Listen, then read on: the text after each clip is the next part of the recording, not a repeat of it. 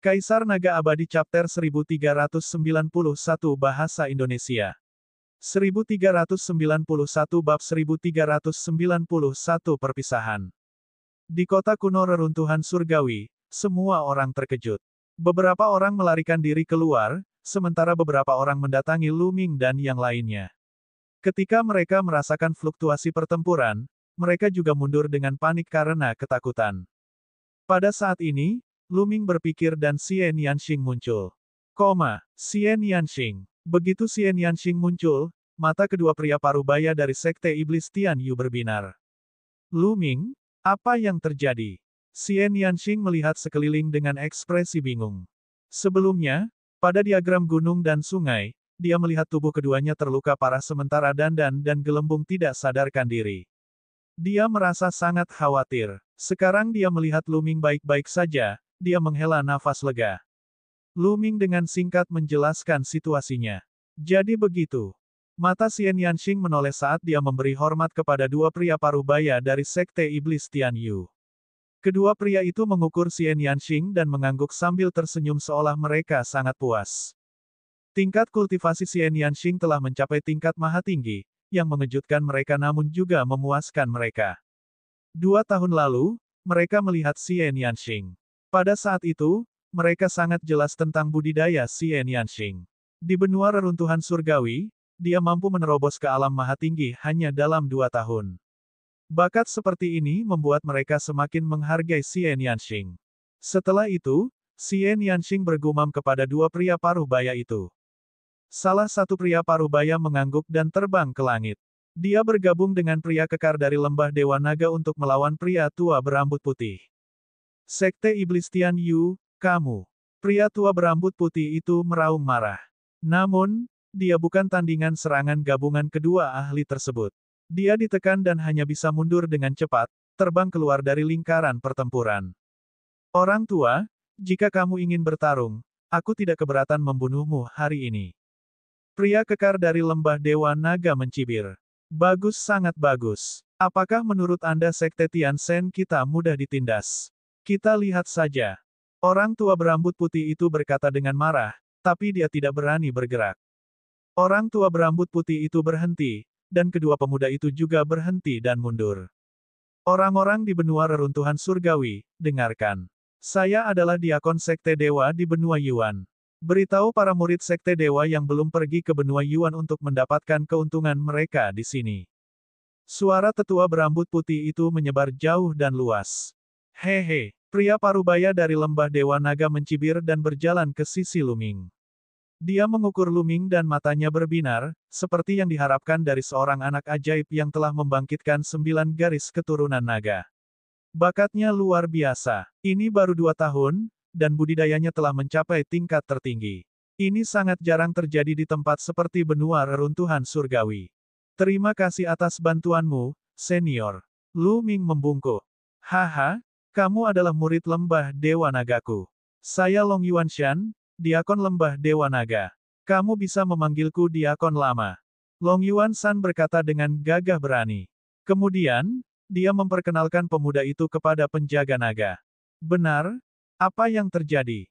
Mata Gunung Long Yuan menatap mayat pria kekar dari Sekte Dewa Langit dan menunjukkan ekspresi bingung. Dia sangat menyadari basis budidaya pria kekar dari Sekte Dewa Surgawi. Namun, dia merasa sulit dipercaya bahwa dia dibunuh oleh Lu Ming. Seperti ini, Lu Ming tidak menyembunyikan apapun dan menjelaskan masalahnya dengan kasar. Sejak 2 tahun lalu, dia dikepung oleh pria kekar dari Sekte Dewa Surgawi dan yang lainnya hingga kejadian baru-baru ini. Tentu saja, Lu Ming tidak menyebutkan sesuatu yang penting. Misalnya, dia tidak menyebutkan masuknya dia ke Chaos Hall, budidaya Chaos Will, dan Bubble. Hanya dikatakan bahwa pria kekar dari Sekte Dewa Surgawi dilukai oleh ksatria naga sejati tanpa kepala di inti reruntuhan surgawi. Dia dibunuh karena terluka parah. Sialnya, Sekte Tian Shen sungguh tercela. Mereka diam-diam mengepung dan membunuh murid lembah Dewa Nagaku. Long Yuanshan berteriak dengan marah dan memandang sesepuh Sekte Dewa Surgawi yang berambut putih dengan tidak ramah. Dia sepertinya berpikir apakah dia harus menyerang tetua berambut putih itu atau tidak. Pria tua berambut putih itu mengungkapkan ekspresi waspada. Pada akhirnya, Gunung Longyuan juga merasa khawatir dan tidak bergerak. Ada baiknya membunuh sampah seperti itu. Sangat disayangkan Long Chen diterima sebagai murid oleh para ahli Sekte Gajah Dewa. Namun, garis keturunannya lebih cocok untuk Sekte Gajah Dewa. Longyuan San bergumam. Dia kemudian melihat ke arah Lu Ming dan bertanya, "Lu Ming, apakah kamu benar-benar mendapatkan token esensi campuran dalam pertempuran Providence?" "Ya, benar." Lu Ming mengangguk. Dia tidak menyembunyikan fakta bahwa dia memiliki token kekacauan primordial. "Haha, itu luar biasa. Siapa tahu, Anda mungkin mengalami pertemuan kebetulan di masa depan." Mata Long Yuan San berbinar gembira. Lalu, dia tidak bertanya lebih lanjut. Faktanya, ada banyak hal yang tidak masuk akal dalam perkataan Lu Ming. Gunung Longyuan secara alami dapat mengetahui hal itu, tetapi dia juga tahu bahwa itu adalah rahasia Lu Ming. Lu Ming masih sangat muda dan dia memiliki kultivasi yang demikian. Wajar jika dia memiliki beberapa rahasia. Namun, beberapa orang dari benua reruntuhan surgawi cukup berani. Mereka sebenarnya berani menyerang murid lembah Dewa Nagaku. Mereka harus diberi pelajaran. Penjaga naga, pergi dan beritahu mereka yang masih hidup. Biarkan mereka mengingat bahwa lembah Dewa Naga kita tidak hancur. Lu Ming adalah murid kami. Jika mereka ingin berurusan dengan keluarga dan teman Lu Ming di masa depan, maka mereka tidak perlu ada lagi. Kata Gunung Longyuan. Ya, penjaga naga itu mengangguk, lalu melangkah ke udara dan pergi. Terima kasih banyak, Diakon Lama. Lu Ming mengucapkan terima kasih. Lu Ming tahu bahwa Gunung Longyuan melakukan ini untuk menenangkannya. Lu Ming sangat membutuhkan bantuan ini. Meskipun sebagian besar penguasa di kelompok benua reruntuhan surgawi telah dibunuh oleh Lu Ming dalam pertempuran sebelumnya, Lu Ming masih sangat kuat. Namun, kekuatan utama masih memiliki beberapa ahli yang tersisa. Meskipun tidak banyak ahli yang tersisa, Lu Ming masih khawatir orang-orang ini akan menimbulkan masalah bagi benua hutan belantara surgawi setelah dia pergi. Namun, dengan bantuan pembangkit tenaga listrik lembah Dewa Naga, kekuatan ini seharusnya lebih patuh. Tidak lama kemudian, seorang jenius datang. Itu adalah Ji Hongchen.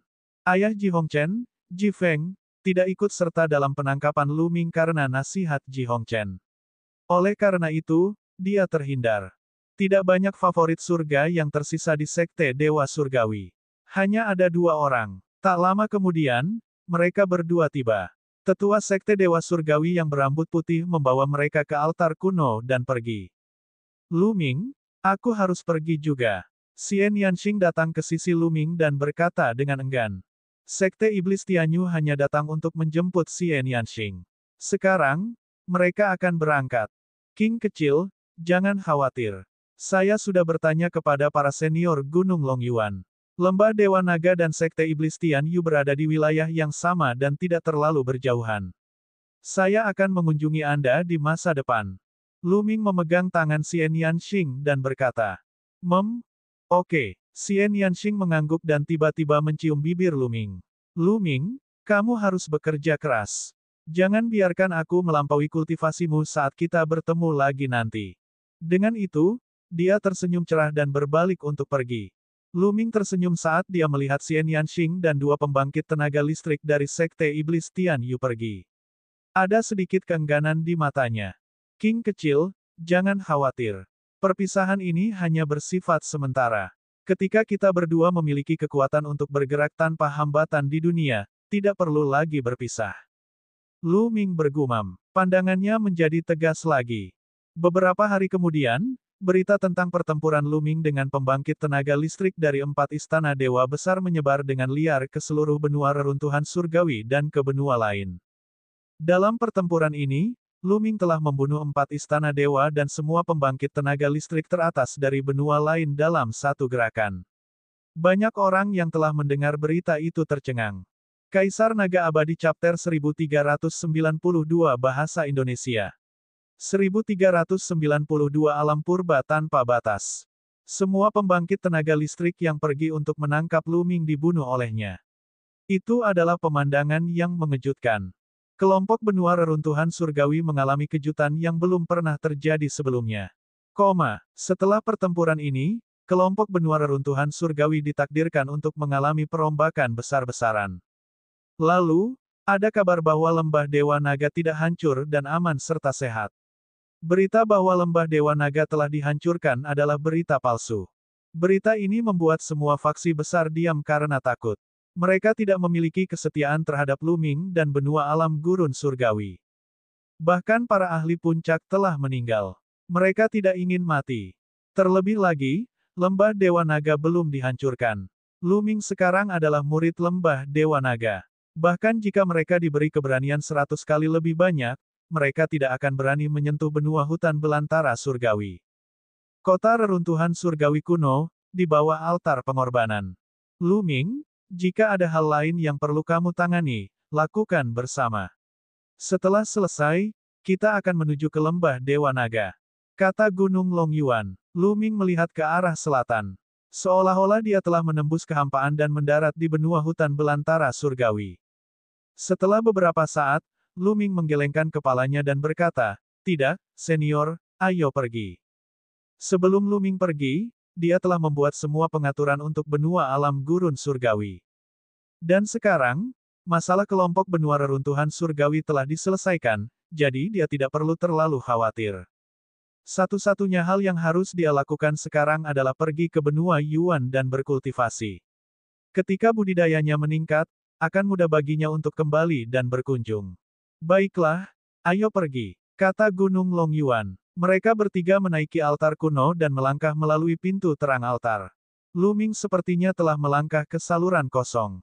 Cahaya dan bayangan yang tak terhitung jumlahnya muncul di sekelilingnya. Setelah jangka waktu yang tidak diketahui, tubuhnya bergetar dan cahayanya menghilang. Luming menemukan dirinya berada di platform batu kuno. Melihat sekeliling, dia dikelilingi oleh pegunungan terpencil. Apakah ini benua Yuan? Luming melihat sekeliling dengan rasa ingin tahu dan melangkah keluar dari platform batu. Ledakan. Saat dia keluar dari platform batu, tekanan mengerikan diberikan pada tubuh Luming. Tubuh Luming gemetar dan dia hampir jatuh berlutut. Dia mengerahkan kekuatan untuk menstabilkan tubuhnya. Luming merasa tubuhnya menjadi beberapa ratus kali lebih berat. Udara di sekitarnya tampaknya menjadi sangat berat dan terus-menerus menekan tubuhnya. Apa yang sedang terjadi? Luming bingung. Dia mengerahkan kekuatan di tubuhnya untuk mengimbangi tekanan eksternal. Luming, apakah kamu merasa tubuhmu menjadi beberapa ratus kali lebih berat? Ada tekanan kuat di sekitar yang menimpamu. Longyuan San keluar dari platform batu dan tersenyum. Itu benar, Diakon, apa yang terjadi? Luming bertanya, merasa sangat penasaran. Luming, jika Anda ingin memahami apa yang terjadi, pertama-tama Anda harus memiliki gambaran kasar tentang sebaran geografis seluruh alam primordial.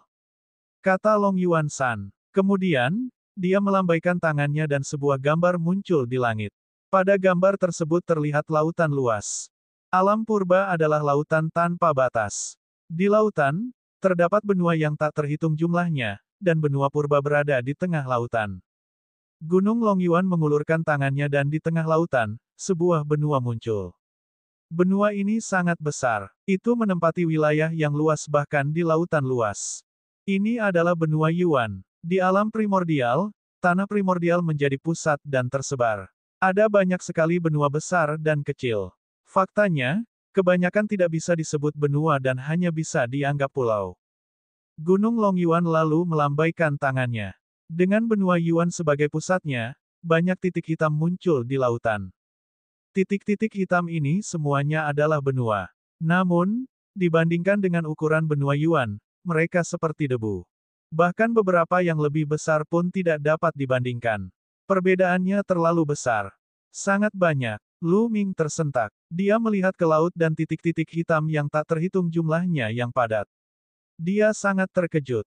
Mungkinkah semua ini adalah benua, benua seperti benua hutan belantara surgawi?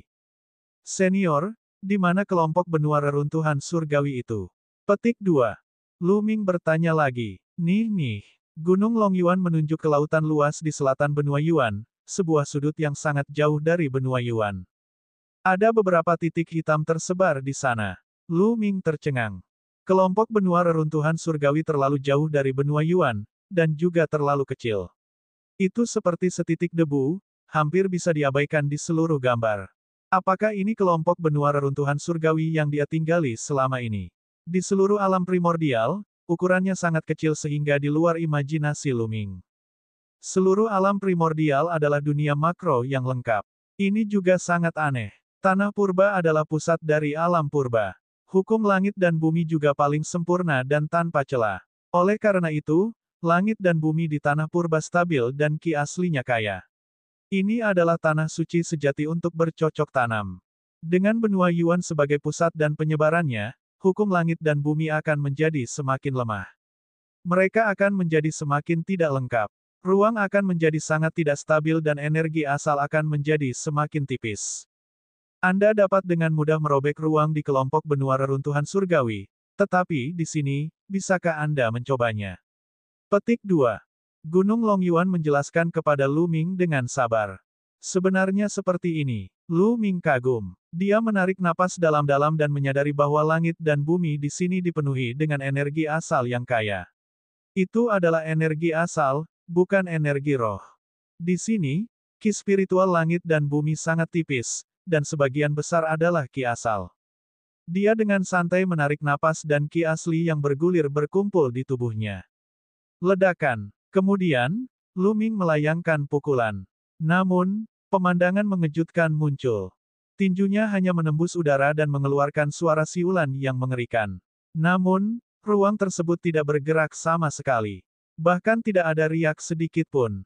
Sungguh ruang yang stabil. Sulit dipercaya. Di kelompok benua reruntuhan surgawi, dia dapat dengan mudah merobek ruang dan menembus kehampaan. Tetapi di sini, bahkan tidak ada riak di ruang tersebut. Semakin dekat kita dengan benua Yuan, semakin sempurna hukum langit dan bumi. Segala sesuatu di dunia ini juga yang paling sempurna dan stabil.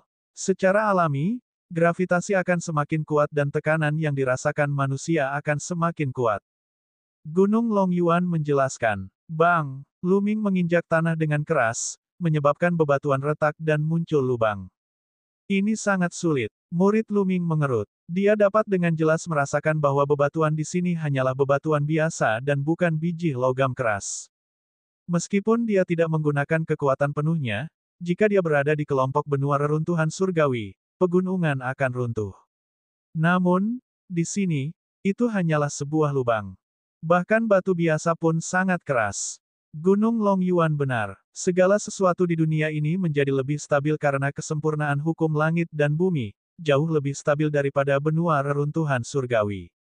Kekuatan destruktif dari ahli kerajaan bela diri di sini akan jauh lebih rendah dibandingkan dengan kelompok benua reruntuhan surgawi.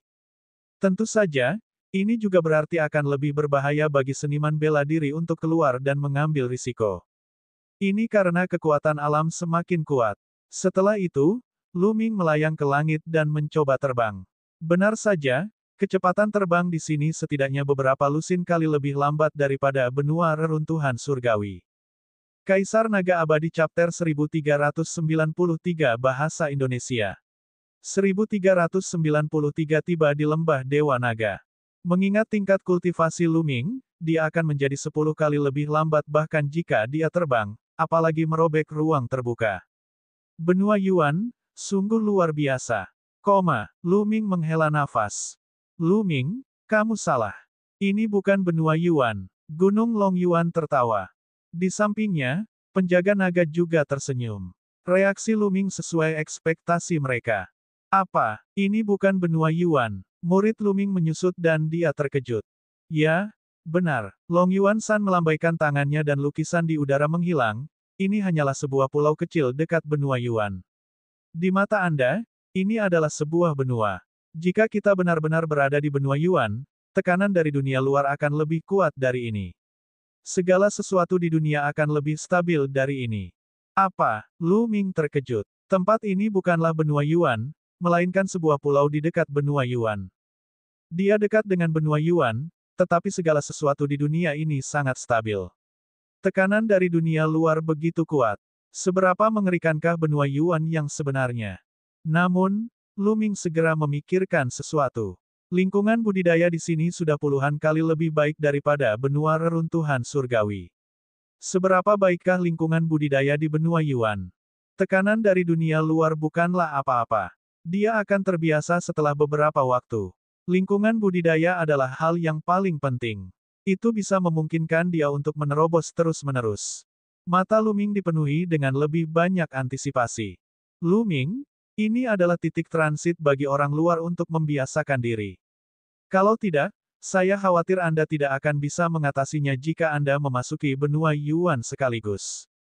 Long Yuan San menjelaskan sambil tersenyum. Lu Ming mengangguk untuk mengungkapkan pemahamannya. Ayo pergi. Seharusnya ada orang lain di sini. Kami akan tinggal di sini selama setengah bulan. Kata Gunung Long Yuan sebelum berjalan ke depan. Setelah melintasi gunung besar, dia melihat beberapa loteng di depannya.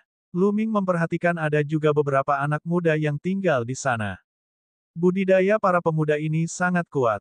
Ada orang-orang yang berada di lingkaran ke-8, ke-9, dan bahkan lingkaran besar alam dewa spiritual. Lu Ming melihat yang terkuat di tingkat tertinggi. Dia mengetahui dari Gunung Long Yuan bahwa para pemuda ini adalah murid yang direkrut dari berbagai benua oleh lembah Dewa Naga. Seperti Lu Ming, mereka tetap tinggal di benua asal mereka karena beberapa masalah dan sekarang baru pergi ke lembah Dewa Naga. Oleh karena itu jumlahnya tidak banyak, hanya sekitar 100. Lu Ming ditugaskan ke sebuah ruangan. Setengah bulan berikutnya terutama untuk beradaptasi dengan lingkungan di sini. Itu karena lingkungan gugusan benua reruntuhan surgawi dan benua Yuan terlalu berbeda. Dan EBSCP, di halaman paviliun, Lu Ming melakukan serangkaian teknik tinju dan tubuhnya terbang ke sana kemari. Dia membiarkan tubuhnya perlahan beradaptasi dengan lingkungan di sini.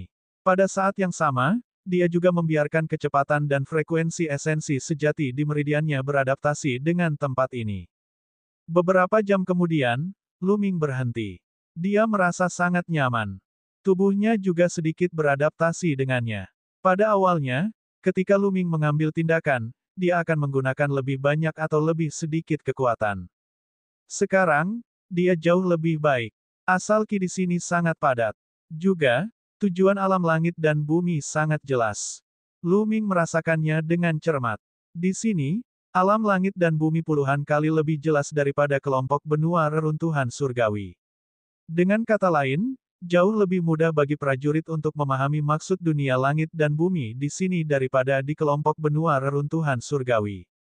Dalam sekejap mata, setengah bulan berlalu. Lu Ming dan lebih dari 100 pemuda lainnya masuk ke dalam susunan teleportasi dan menuju ke benua Yuan. Rasanya sama seperti menaiki lorong luar angkasa. Setelah waktu yang tidak diketahui, perasaan itu menghilang, dan mereka muncul kembali di sebuah altar besar. Tempat ini adalah gunung salju. Lu Ming mengalihkan pandangannya ke sekeliling dan menyadari bahwa dia berada di gunung salju. Teman-teman kecil, selamat datang di lembah Dewa Naga Yuanlu. Suara berat Long Yuan San bergema dan dia melangkah keluar dari altar. Keluarlah, sebaiknya kamu bersiap. Hati Lu Ming tergerak. Dia mengerti apa maksud Gunung Long Yuan. Hukum langit dan bumi di benua Yuan sempurna, sehingga tekanan antara langit dan bumi mungkin lebih besar. Di altar, karena perlindungan formasi, dia tidak bisa merasakannya. Ayo pergi, Yuanlu, aku akhirnya sampai. Para pemuda ini sangat bersemangat saat mereka terbang keluar dari altar. Namun, setelah para pemuda ini terbang keluar dari altar, tubuh mereka gemetar. Beberapa dari yang terlemah hampir kehilangan keseimbangan. Tekanan yang sangat kuat. Lu Ming juga terbang keluar dari altar. Dia langsung merasakan tekanan mengerikan yang menimpa tubuhnya. Berat badannya juga sangat mengejutkan. Tekanan di sini mungkin beberapa ratus kali lipat, bahkan 1000 kali lipat dari gugus benua reruntuhan surgawi. Lu Ming sangat terkejut. Juga, ini sangat dingin. Lu Ming merasakan tubuhnya menjadi dingin. Ini adalah gunung salju, dan suhunya sangat rendah. Dengan kultivasi Lu Ming, dia tidak bisa merasakan hawa dingin yang biasa. Namun, suhu di sini membuatnya merasa kedinginan. Surga bumi Yuan Qi ini. Lu Ming menarik napas dalam-dalam. Dalam sekejap, Qi asli yang mengalir antara langit dan bumi mengalir ke dalam dirinya. Sangat padat. Lu Ming merasa jika dia bernapas dengan santai, jumlah Qi asli akan setara dengan jumlah batu mentah bermutu rendah. Di dunia, Qi asli kaya, sedangkan Qi spiritual sangat tipis. Bus. Di kejauhan, seorang tetua kekar yang mengenakan kemeja lengan pendek dengan tangan telanjang terbang dan mendarat di depan Lu Ming dan yang lainnya. Gunung Longyuan dan yang lainnya menyapa lelaki tua itu. Lu Ming, aku pergi dulu. Diakon Longyuan Chuan ini akan mengatur akomodasi Anda. Gunung Longyuan berkata kepada Lu Ming. Lu Ming mengangguk. Kemudian, Gunung Longyuan dan orang lain yang pergi ke benua lain untuk menjemput orang-orang seperti dia pergi satu demi satu. Baiklah, ikut aku. Aku akan membawamu ke tempat tinggalmu. Setelah lama Yuan Chuan mengatakan itu, dia terbang ke depan. Semua orang segera mengikuti. Namun, mereka baru saja tiba dan tekanan dari dunia luar terlalu kuat. Mereka belum terbiasa. Ini terjadi setelah beradaptasi dengan stasiun transisi selama setengah bulan. Kalau tidak, ini akan menjadi lebih sulit. Setelah terbang menuruni gunung salju, pandangan mereka melebar. Di depan mereka, lembah gletser yang besar muncul. Lembah gunung es ini terbentuk dari pemisahan dua barisan pegunungan. Di langit, salju turun, dan dunia tertutup warna putih. Lu Ming melihat ke kejauhan dan menyadari bahwa ada juga gunung salju di depan ngarai gletser yang besar. Namun, mereka berada jauh dan di tengah salju yang luas, mereka tidak dapat melihat dengan jelas. Nagaki, begitu banyak Nagaki. Sungguh Nagaki yang kuat. Lu Ming merasakan 9 garis keturunan naga miliknya memanas. Dia terkejut saat merasakannya melalui 9 garis keturunan naga miliknya. Melalui 9 garis keturunan naga, dia sepertinya bisa melihat Nagaki yang tak terhitung jumlahnya naik ke langit dari lembah gletser dan gunung salju di kejauhan. Di ngarai besar, ada banyak Nagaki yang lemah. Namun, di balik ngarai, di gunung salju yang luas, ada Nagaki yang mengejutkan. Lu Ming seperti semut di depannya. Ledakan, tekanan yang mengerikan menekan Lu Ming. Ekspresinya berubah drastis, dan dia mau tidak mau mundur beberapa langkah. Dia dengan cepat menarik kembali kesadarannya. Sangat kuat, aura itu jauh melampaui aura seorang kaisar. Apakah itu aura seorang suci? Petik 2. Hati Lu Ming sedang kacau. Pasti ada orang suci di lembah Dewa Naga, dan jumlahnya lebih dari satu. Kaisar Naga Abadi Chapter 1394 Bahasa Indonesia 1394 Bab 1394 Kiyu Bersaudara. Penatua Kekar, Long Yuan Chuan, melirik ke arah Lu Ming dan berkata, ada banyak ahli di lembah. Anda sebaiknya tidak menggunakan garis keturunan Anda untuk merasakannya, atau Anda hanya akan menimbulkan masalah. Lu Ming tersenyum kecut. Orang-orang lainnya tampak hormat di wajah mereka. Jelas sekali bahwa Lu Ming bukanlah satu-satunya yang merasakan aura di gunung salju di depan melalui meridian darahnya. Para murid yang direkrut oleh lembah Dewa Naga semuanya adalah para jenius yang telah membangkitkan garis keturunan naga sejati. Mereka bisa dengan mudah merasakan satu sama lain. Kelompok itu terus terbang ke depan. Dingin sekali. Setelah terbang ke lembah gletser yang besar, suhu semakin turun. Selain itu, suhu semakin rendah seiring mereka masuk lebih jauh. Lu Ming mengamati sekelilingnya saat dia terbang. Lembah gletser sangat besar. Dinding di kedua sisi tingginya puluhan ribu kaki. Di dinding, terlihat rumah dan istana yang diukir dari es. Namun, kebanyakan dari mereka adalah tempat tinggal gua, yang digali dari dinding gletser. Apalagi di kedua sisi ngarai terdapat beberapa sisi lembah. Itu seperti urat utama yang meluas ke beberapa sisi lembah. Beberapa orang juga tinggal di lembah samping ini. Setelah terbang lebih dari 10 menit, lelaki tua kekar itu membawa mereka ke sisi lembah. Di kedua sisi-sisi lembah, ada banyak gua tempat tinggal.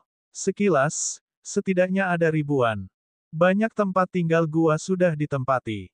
Seolah merasakan kedatangan seseorang, orang-orang berjalan keluar dari beberapa gua. Mereka semua masih sangat muda dan satu generasi dengan Lu Ming dan yang lainnya. Kultivasi yang kuat. Lu Ming merasakan budidaya orang-orang ini dan murid-muridnya mengerut. Seniman bela diri tertinggi. Para pemuda ini semuanya adalah seniman bela diri tertinggi. Namun, Lu Ming segera merasa lega. Lingkungan budidaya di sini terlalu bagus. Itu berkali-kali lebih baik daripada kelompok benua reruntuhan surgawi. Bahkan seekor babi pun bisa berkultivasi ke alam raja bela diri atau bahkan alam dewa spiritual ketiga di sini, belum lagi para jenius yang tiada taranya. Baiklah, Kamu bisa tinggal di sini untuk sementara waktu. Orang-orang di sini sama seperti Anda, mereka semua adalah murid baru terpilih dari benua luar, tetapi mereka datang ke sini 2 tahun lebih awal dari Anda. Juga, seluruh lembah Gletser ini hanyalah lembah terluar. Anda belum menjadi murid resmi lembah Dewa Naga. Anda hanya bisa dianggap sebagai murid cadangan. Hanya dengan lulus penilaian Anda dapat dianggap sebagai murid resmi lembah Dewa Naga. Masih ada 4 bulan tersisa sebelum penilaian. Selama periode waktu ini, Anda semua harus fokus pada kultivasi Anda. Dengan bakat Anda, seharusnya tidak terlalu sulit bagi Anda untuk mencapai ranah Zizun dalam 4 bulan. Kebanyakan dari mereka yang datang ke sini 2 tahun lalu telah mencapai alam Zizun. Izinkan saya memberitahu Anda, akan ada peluang besar dalam penilaian kali ini. Orang lain akan iri karenanya. Semakin tinggi budidaya Anda, semakin besar peluang untuk memperoleh peluang. Jadi, Anda harus memahaminya dan bekerja keras. Orang tua kekar itu menjelaskan dengan detail. Jantung Luming berdetak kencang. Mereka belum menjadi murid resmi. Mereka hanyalah murid cadangan. Mereka harus lulus penilaian sebelum dapat dianggap sebagai murid resmi. Standar sekte besar di benua Yuanlu sangat ketat. Pada saat ini, lelaki tua kekar itu melambaikan tangannya, dan sebuah token giok muncul di tangannya. Sebagai tandanya, naga es diukir, dan itu sangat hidup. Tetua kekar itu melambaikan tangannya dan token giok terbang menuju Luming dan yang lainnya. Luming dengan santai mengambil sebuah token. Pada token ini terdapat nomor yang mewakili nomor gua es yang akan Anda tinggali. Anda bisa check-in sesuai nomor tersebut. Selain itu, token ini juga merupakan token identitas murid cadangan Anda. Baiklah, Anda harus membiasakannya dan berkultivasi. Saya akan kembali lagi setelah beberapa saat untuk menjelaskan penilaian secara detail. Setelah itu, lelaki tua kekar itu pergi. Semua orang mengikuti nomor pada token giok untuk menemukan gua es yang sesuai. Halo saudara, saat Luming hendak mencari gua tempat tinggalnya, sebuah suara yang tajam terdengar. Luming menoleh ke samping dan melihat seorang wanita tersenyum padanya. Wanita itu mengenakan gaun putih. Dia memiliki senyum manis dan kulit putih. Dia cantik sekali. Di belakang perempuan itu ada seorang pemuda berkemeja putih dan memegang kipas lipat. Apa? Luming sedikit terkejut. Dia tidak mengenali kedua orang ini. Mereka seharusnya adalah murid yang datang ke sini 2 tahun lalu dan baru saja keluar dari gua es. Karena mereka tidak mengenal satu sama lain, mengapa pihak lain menyapanya? Halo, Luming menjawab dengan sopan. Wanita muda itu berkedip dan mengamati Luming dengan hati-hati, sepertinya sangat penasaran. Luming menyentuh hidungnya dan tidak bisa berkata-kata. Luming tidak akan terlalu narsis dengan berpikir bahwa seorang wanita cantik akan jatuh cinta padanya saat dia tiba. Adik perempuan, apa yang kamu lakukan? Di belakang wanita tersebut, pria dengan kipas lipat juga sangat penasaran. Garis keturunanmu sangat istimewa. Wanita itu tiba-tiba berkata. Apa? Luming tercengang lagi. Saudaraku, tolong jangan salah paham. Saya Qiu Yingying, dan ini kakak laki-laki saya, Qiu Hao. Bagaimana aku harus memanggilmu? Petik 2. Wanita itu berkata sambil tersenyum. Luming menjawab. Saudara Lu, garis keturunanku agak unik. Saya telah merasakan garis keturunan Anda selama beberapa waktu sekarang, dan saya dapat merasakan bahwa garis keturunan Anda telah menekan garis keturunan saya. Itu sebabnya aku penasaran dan ingin berteman denganmu. Kata Qiu Yingying. Jadi begitulah adanya. Luming berspekulasi bahwa pihak lain mungkin telah merasakan 9 garis keturunan naga miliknya. Bus. Pada saat itu, bayangan naga sejati muncul di belakang Qiu Yingying. Itu melintas tapi Luming masih bisa melihatnya dengan jelas. Garis keturunan naga asli Qiu Yingying bukanlah naga sejati bercakar 5, melainkan naga bercakar 6. Itu sebenarnya bercakar 6. Dikatakan bahwa semua naga sejati memiliki 5 cakar, dan 9 naga adalah varian dari ras naga sejati, jadi mereka memiliki 9 cakar. Namun, Luming tidak menyangka ada naga sejati bercakar 6 di dunia. Mungkin, itu juga merupakan varian dari naga sejati. Luming menebak. Saudara Lu, garis keturunanku agak istimewa. Itu adalah varian dari spesies naga sejati. Saya memiliki 6 cakar dan lebih kuat dari rata-rata naga sejati. Kamu bisa menekanku. Qiu Yingying mengedipkan matanya dan mengukur Lu Ming dengan cermat. Dia sangat penasaran. Garis keturunanku. Lu Ming bergumam. Saat dia berbicara, 9 garis keturunan naga muncul di belakangnya dan dia segera menyimpannya. Mata Qiu Yingying dan Qiu Hao membelalak. 9 naga, garis keturunanmu sebenarnya adalah 9 naga yang legendaris. Tidak heran kamu bisa menekanku. Qiu Yingying berseru kaget. Lu Ming tersenyum. Tidak ada yang disembunyikan tentang 9 garis keturunan naga miliknya. Begitu mereka mulai berkelahi, orang lain akan langsung mengetahuinya. Saudara Lu, ini pertama kalinya kamu ke sini. Selamat beristirahat. Adikku dan aku datang ke sini 2 tahun sebelumnya. Kami akan mengajakmu berkeliling dalam beberapa hari. Kata Qiu Yingying sambil tersenyum. Baiklah, kalau begitu aku akan berterima kasih sebelumnya. Lu Ming menangkupkan tinjunya lalu menemukan gua esnya dan berjalan masuk. Di pintu masuk gua es terdapat pintu es. Itu diaktifkan oleh jimat giok dan ditutup secara otomatis. Gua es itu sangat besar dan lebar. Panjang dan lebarnya setidaknya 100 meter dan tinggi 10 meter. Ada meja es, kursi es, dan bahkan tempat tidur es. Suhu di sini sangat rendah, jadi tidak perlu khawatir benda-benda ini akan mencair. Kaisar Naga Abadi Chapter 1395 Bahasa Indonesia. 1395 Pertumbuhan Pohon Kuno Pemahaman Jalan. Lu Ming berjalan ke dinding dan mencakar dinding es. Kaca. Hanya beberapa bekas cakar yang muncul di dinding es. Mereka tidak melihat terlalu dalam. Ini sangat sulit. Segala sesuatu di dunia benua Yuan jauh lebih sulit daripada stasiun transit itu. Ini tidak ada bandingannya dengan benua reruntuhan surgawi. Lu Ming diam-diam menghela nafas. Setelah itu, Lu Ming mulai berlatih seni bela diri agar terbiasa dengan tekanan luar. Setelah bermain beberapa jam, Lu Ming akhirnya berhenti. Dia merasa sangat nyaman. Kemudian, Lu Ming duduk bersila dan mulai berkultivasi. Segera setelah dia mengaktifkan teknik naga perang yang sebenarnya, energi asal yang kaya di udara mulai berkumpul menuju Lu Ming dengan kecepatan yang mengkhawatirkan. Surga bumi Yuan Qi yang padat. Lu Ming menyadari bahwa menyerap langsung energi asli langit dan bumi di sini lebih baik daripada melahap batu mentah bermutu rendah. Ini terlalu mengejutkan. Ketika seseorang bercocok tanam di sini, ia bahkan tidak membutuhkan batu mentah bermutu rendah. Qi asli yang bergulir terus-menerus dilahap dan dimurnikan, berubah menjadi esensi sejati. Pada saat yang sama, hati Lu Ming tenggelam dalam kehampaan. Dia mulai memahami langit dan bumi dan memupuk bentuk embrio dari domain kekacauan. Di sini, Lu Ming menyadari bahwa tidak hanya esensi alam langit dan bumi menjadi sangat jelas, tetapi dao langit dan bumi yang bahkan lebih dalam dan tak terduga daripada esensi alam langit dan bumi juga menjadi lebih jelas. Hal ini hampir mustahil untuk dirasakan di benua reruntuhan surgawi.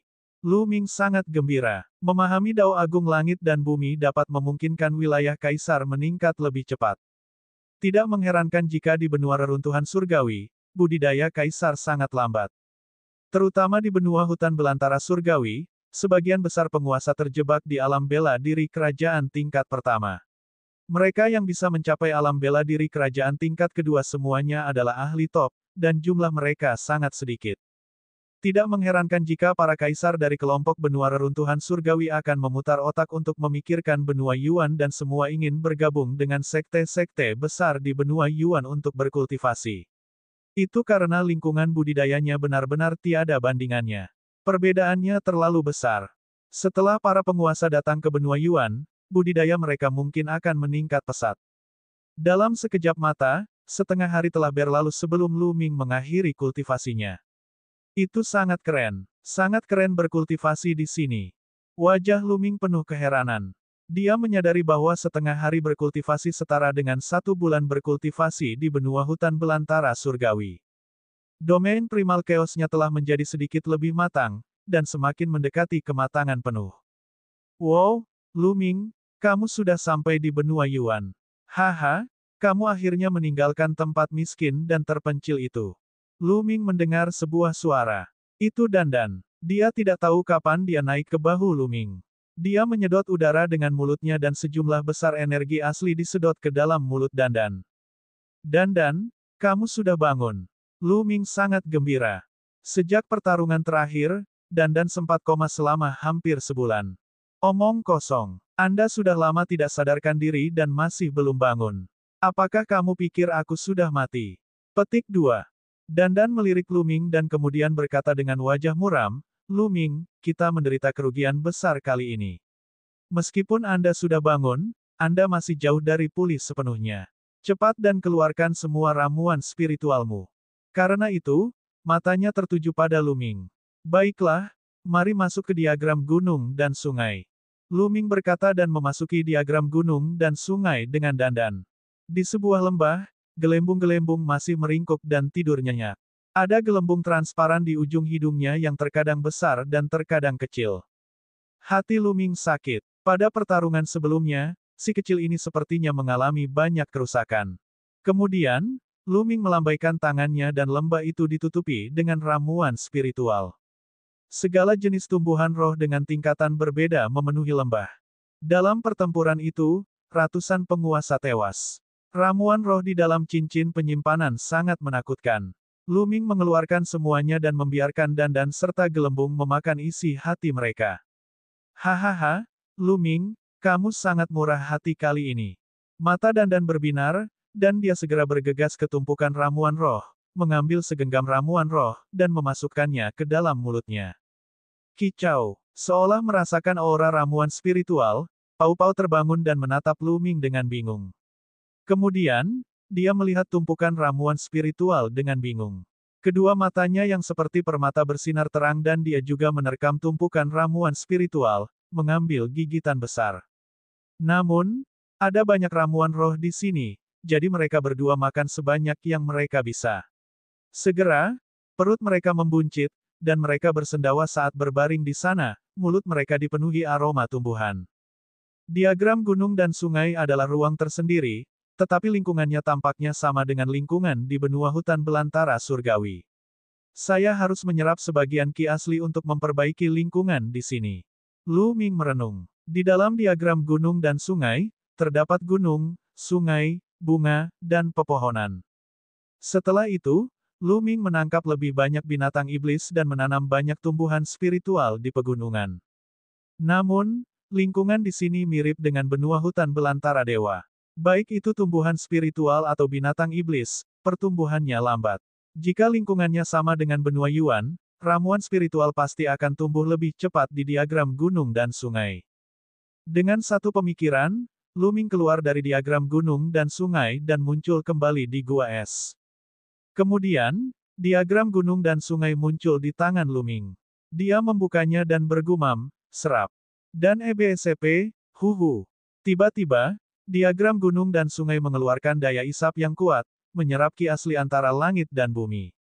Ki asli antara langit dan bumi membentuk-bentuk seperti corong dan berkumpul dengan liar menuju diagram gunung dan sungai. Pada saat ini, semua orang di lembah Yaozi merasa khawatir.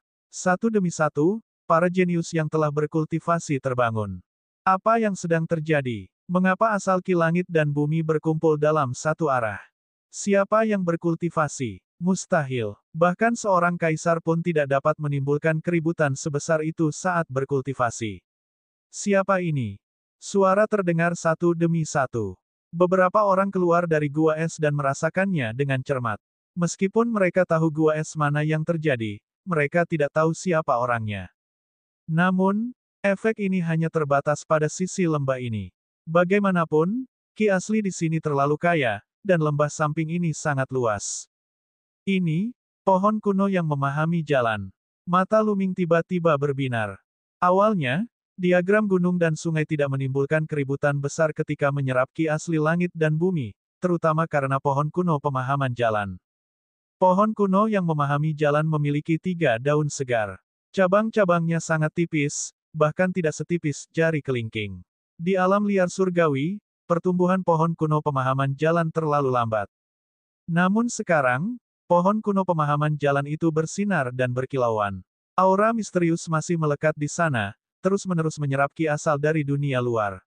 Pada saat yang sama, Lu Ming merasakan bahwa pohon kuno pemahaman jalan sepertinya beresonansi dengan dao agung antara langit dan bumi. Gumpalan aura dao yang agung terpancar dari pohon kuno pemahaman jalan. Dalam sekejap, Lu Ming dapat merasakan bahwa cabang-cabang pohon kuno pemahaman jalan telah tumbuh lebih tebal dan daunnya menjadi lebih hijau. Daun keempat. Tiba-tiba, mata Lu Ming membelalak. Ia menemukan bahwa daun keempat juga telah tumbuh. Sepertinya pohon kuno pemahaman jalan memiliki peluang untuk tumbuh sepenuhnya di benua Yuan. Di benua hutan belantara surgawi, tidak buruk jika bisa bertahan. Lu Ming sangat gembira. Jika pohon kuno pemahaman jalan dapat tumbuh sepenuhnya, itu akan sangat membantunya. Lu Ming mengeluarkan banyak cairan spiritual dan menyirami akar pohon pemahaman jalan kuno. Sepertinya saya perlu mendapatkan lebih banyak ramuan spiritual di masa depan dan membiarkan pohon kuno pemahaman jalan tumbuh secepat mungkin. Lu Ming merenung dalam hatinya. Kaisar Naga Abadi Chapter 1396 Bahasa Indonesia 1396 Bab 1396 Begitu banyak ahlinya. Begitu saja, diagram gunung dan sungai serta pohon kuno pemahaman jalan terus menyerap ki asli selama 3 hari 3 malam sebelum menjadi tenang. Diagram gunung dan sungai sudah dipenuhi dengan ki asli yang kaya. Lu Ming kemudian menyimpan diagram gunung dan sungai. Hari-hari berikutnya sangat damai. Lu Ming mengolah dan berlatih seni bela diri setiap hari untuk beradaptasi dengan lingkungan. Setengah bulan kemudian, Lu Ming telah sepenuhnya beradaptasi dengan lingkungan benua Yuan. Pada saat ini, Lu Ming membuka pintu gua es dan keluar untuk mencari udara segar. Saudara Lu, teriakan halus terdengar. Lu Ming melihat ke arah suara itu dan melihat Qiyu Ying dan Qiyu Hao. Nona muda Qiyu, saudara laki-laki Qiyu, sungguh suatu kebetulan. Lu Ming tersenyum. Saudara Lu, bagaimana kamu beradaptasi dengan ini? Qiyu Hao melambaikan kipasnya dan tersenyum. Sejujurnya, Qiyu Hao sangat tampan. Dia mengenakan jubah panjang dan melambaikan kipas lipat, seperti tuan muda yang anggun. Saya sudah sepenuhnya beradaptasi dengannya. Lu Ming berkata sambil tersenyum. Itu hebat. Kita akan pergi ke pasar. Saudara Lu, apakah kamu ingin ikut bersama kami? Petik 2. Kata Qiyu Ying. Sebuah pasar. Bagus. Lu Ming langsung setuju. Dia juga sangat penasaran. Lingkungan benua Yuan sangat bagus. Itu pasti akan menghasilkan harta alam yang tak terhitung jumlahnya yang tidak dapat dibandingkan dengan benua hutan belantara surgawi. Lu Ming ingin melihatnya. Jika ada yang cocok, dia ingin membelinya. Mereka bertiga berjalan keluar dari sisi lembah bersama-sama, lalu mengikuti lembah gletser yang besar hingga ke kedalaman lembah. Ngarai ini hanyalah lembah terluar. Mereka yang tinggal di sini pada dasarnya adalah murid cadangan dan beberapa pekerja serabutan. Lembah Dewa Naga yang sebenarnya terletak di kedalaman lembah, di pegunungan salju yang luas. Pasar itu terletak jauh di dalam ngarai. Banyak murid resmi lembah Dewa Naga sering mengunjungi pasar, jadi ada banyak barang bagus di sana. Segera, Lu Ming dan yang lainnya tiba di pasar. Alun-alun kota menempati area yang sangat luas. Ada kios-kios di kedua sisi jalan. Tata letaknya mirip dengan benua hutan belantara surgawi. Di pasar, orang datang dan pergi. Begitu banyak ahli. Lu Ming melepaskan indera spiritualnya dan mengamati area tersebut. Hatinya bergetar. 5 dari 10 orang yang berjalan di jalanan semuanya adalah kaisar. Beberapa dari mereka masih sangat muda, tampak seperti berusia 20-an. Hal yang paling mengejutkan adalah Lu Ming melihat beberapa remaja berusia 12 atau 13 tahun. Mereka masih memiliki ekspresi kekanak-kanakan di wajah mereka dan juga merupakan prajurit kaisar. Lu Ming tercengang. Melihat ekspresi Lu Ming, Qiyu Ying tersenyum dan berkata, Saudara Lu, ketika kami pertama kali tiba, kami juga terkejut. Namun, itu juga karena lingkungan budidaya di benua Yuan terlalu bagus. Jauh lebih mudah untuk menerobos ke alam kaisar dibandingkan di benua lain. Memang, Lu Ming menghela nafas lega. Di benua hutan belantara surgawi, kaisar bela diri adalah penguasa mutlak. Mereka mendominasi dan menguasai suatu wilayah. Namun, di benua Yuan, di lembah Dewa Naga, mereka sebenarnya ada di mana-mana. Orang hanya bisa membayangkan berapa banyak kaisar yang ada di seluruh benua Yuan. Nilainya tidak seberapa. Tidak mengherankan jika penguasa benua hutan belantara surgawi ingin datang ke benua Yuan tetapi tidak berani melakukannya. Mereka ingin bergabung dengan sekte besar di benua Yuan sehingga mereka dapat dilindungi. Itu karena di benua Yuan, kaisar bukanlah apa-apa. Ada banyak sekali. Tanpa pendukung, sangat berbahaya untuk berkultivasi di luar. Seseorang bisa mati jika tidak berhati-hati. Di lembah Dewa Naga, Kaisar bela diri LV1 hingga LV3 tidak berharga dan tidak memiliki status. Mereka seperti pelayan. Hanya mereka yang berada di atas LV4 Martial Emperor yang memiliki status tertentu. Mereka yang berada di atas Kaisar bela diri LV7 adalah tulang punggung lembah Dewa Naga dan dapat diberi beberapa tugas. Qiu Yingying menjelaskan dengan suara rendah, dan kemudian menambahkan, tentu saja, para jenius muda tidak masuk hitungan. Lu Ming mengangguk. Tentu saja, dia memahami bahwa para jenius muda memiliki status berbeda dimanapun mereka berada. Karena menjadi muda berarti kemungkinan yang tidak terbatas. Ini adalah ramuan kehidupan, dan ini adalah ramuan kehidupan kelas atas. Tiba-tiba, Lu Ming melihat ramuan kehidupan di sebuah warung. Air kehidupan kelas atas. Di benua hutan belantara surgawi, Lu Ming telah melihat ramuan kehidupan sebelumnya. Namun, dia belum pernah mendengar tentang ramuan kehidupan tingkat tertinggi. Ini karena tidak ada hal seperti itu di benua hutan belantara surgawi atau bahkan benua reruntuhan surgawi. Hampir punah. Ramuan kehidupan tingkat tertinggi sangat berguna bahkan bagi para kaisar, karena dapat menyembuhkan luka-luka mereka. Seperti yang diharapkan dari Yuan Lu. Saat dia tiba, dia melihat obat spiritual yang sangat berharga. Klon Lu Ming terluka parah. Ramuan kehidupan premium ini sangat penting bagi klonnya. Lu Ming harus mendapatkannya. Senior, berapa harga sebotol ramuan kehidupan ini? Lu Ming menangkupkan tinjunya dan berkata kepada pemilik kios. Pemilik kios adalah seorang lelaki tua berambut putih. 100.000 batu mentah. Orang tua itu mengangkat satu jari. 100.000 batu permata mentah. Lu Ming tercengang. Bukan karena terlalu mahal, tapi karena terlalu murah. Sebotol ramuan kehidupan kelas atas adalah harta karun legendaris di kelompok benua reruntuhan surgawi, tetapi harganya hanya 100.000 batu permata mentah. Lu Ming tidak percaya. Dia bertanya lagi, senior, hanya 100.000 batu mentah. Tentu saja, tidak satu pun lagi, tidak satu pun lagi. Kata orang tua itu, baiklah, aku akan membelinya. Lu Ming mengeluarkan cincin penyimpanan. Ada 100.000 batu mentah di dalamnya. Orang tua itu mengambilnya dan memindainya dengan indera rohaninya. Ekspresinya berubah dan dia melemparkan cincin penyimpanan kembali ke Lu Ming. Junior, apakah kamu bermain-main dengan orang tua ini? Petik 2 tanda tanya petik 2. Wajah Lu Ming penuh tanda tanya. Senior, tolong jangan tersinggung. Saudara Lu baru saja datang dari benua luar, jadi ada beberapa aturan yang dia tidak mengerti. Qiu Yingying dengan cepat mencoba memuluskan segalanya. Oh, jadi kamu adalah murid cadangan baru dari benua luar. Ekspresi lelaki tua itu melembut. Saudara Lu, batu mentah yang dibicarakan senior ini adalah batu mentah kualitas menengah. Qiu Yingying dengan cepat mengirimkan transmisi suara ke Lu Ming. Ini sebenarnya batu mentah kelas menengah. Ya, batu mentah yang biasa digunakan di benua Yuan adalah batu mentah kelas menengah. Secara umum, jumlah batu mentah mengacu pada batu mentah kelas menengah. Batu mentah bermutu rendah hampir tidak berguna di benua Yuan. Mereka dianggap sebagai batu yang tidak berguna. Hanya dalam keadaan khusus mereka akan digunakan. Qiu Yingying menjelaskan. Jadi begitu. Lu Ming tersenyum. Lingkungan budidaya di benua Yuan terlalu bagus. Berkultivasi sesuka hati setara dengan menggunakan batu permata mentah bermutu rendah. Oleh karena itu, batu permata mentah bermutu rendah tidak berguna. Hanya batu mentah kelas menengah yang menjadi arus utama. Satu batu mentah tingkat menengah setara dengan 10.000 batu mentah tingkat rendah. 100.000 batu mentah mutu menengah setara dengan 1 miliar batu mentah mutu rendah. Harga ini masuk akal. Namun, masalahnya adalah Lu Ming tidak memiliki batu mentah kelas menengah. Dia telah membunuh begitu banyak kaisar, dan setidaknya ada puluhan miliar batu mentah bermutu rendah di cincin penyimpanannya.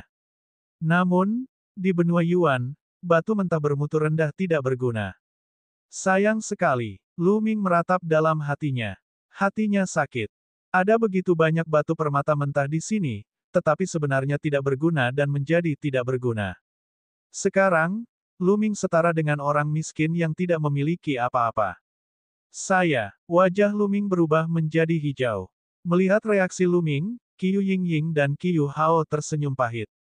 Mereka sama ketika pertama kali tiba. Anak kecil, haha, batu mentah bermutu rendah yang kamu bawa tidak berguna sekarang, kan? Jika Anda memiliki harta karun, Anda dapat menggunakannya untuk menukarnya. Orang tua itu tertawa, tapi dia tidak bermaksud tertawa. Dia sudah terbiasa dengan hal seperti ini. Previous. Semua chapter. Next. Komentar. Tinggalkan balasan. Alamat email Anda tidak akan dipublikasikan. Ruas yang wajib ditandai asterisk. Komentar asterisk. Nama asterisk. Email asterisk. Simpan nama, email, dan situs web saya pada peramban ini untuk komentar saya berikutnya. Hak cipta copyright NOVELRINGAN.com. All RIGHTS Reserve. Terms and Condition Privacy Policy Contact. Novel ringan. Novel ringan. Baca light novel bahasa Indonesia. Kaisar Naga Abadi Chapter 1397 Bahasa Indonesia. By Nita tanggal 8 November tahun 2023 Lea VA Komen. Previous. Semua chapter. Next. A plus a light mode of perbaikan kata. 1397 Kekuatan Tempur Kaisar Yuanlu. Sebuah harta karun. Lu Ming merenung. Dia telah memberikan semua ramuan spiritual yang dia miliki ke Dandan dan Gelembung. Namun, bahkan jika dia mengeluarkannya, nilainya tidak akan banyak. Tentu saja, Lu Ming tidak akan mengeluarkan barang-barang yang terlalu berharga, seperti kuali petir dan manik-manik yang dibekukan di udara. Hanya senjata spiritual kaisar yang bisa digunakan. Senior, bolehkah saya tahu berapa banyak batu mentah kelas menengah yang bernilai sebuah senjata kaisar? Lu Ming mengeluarkan pedang besar dan bertanya. Di benua reruntuhan surgawi, Lu Ming telah membunuh begitu banyak kaisar dan memperoleh hampir 20 senjata spiritual kaisar. Senjata spiritual kaisar tidaklah buruk. Nilainya 1 juta batu permata mentah. Mata lelaki tua itu berbinar. 1 juta batu permata mentah. Mata Lu Ming berbinar. Nilai senjata spiritual kaisar telah melampaui ekspektasinya. Itu lebih tinggi dari yang dia bayangkan. Saudara Lu, biasanya, hanya mereka yang berada di alam kaisar bela diri tingkat ke-7 ke atas yang dapat melepaskan kekuatan penuh senjata kaisar. Hanya orang suci yang dapat membuatnya. Meskipun ada banyak dari mereka di benua Yuan, ada terlalu banyak kaisar bela diri tingkat tinggi. Permintaannya terlalu tinggi, sehingga nilai senjata kaisar selalu sangat tinggi. Qiu Yingying menjelaskan kepada Lu Ming. Lu Ming tiba-tiba menyadari. Memang benar, ada banyak senjata spiritual kaisar di benua Yuan. Namun, ada lebih banyak lagi kaisar tingkat tinggi.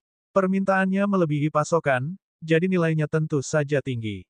Misalnya, di benua kecil di luar benua Yuan, seperti benua hutan belantara dewa, senjata spiritual kaisar biasanya ditinggalkan oleh para orang suci atau kaisar tingkat tinggi yang pergi ke tempat-tempat tersebut.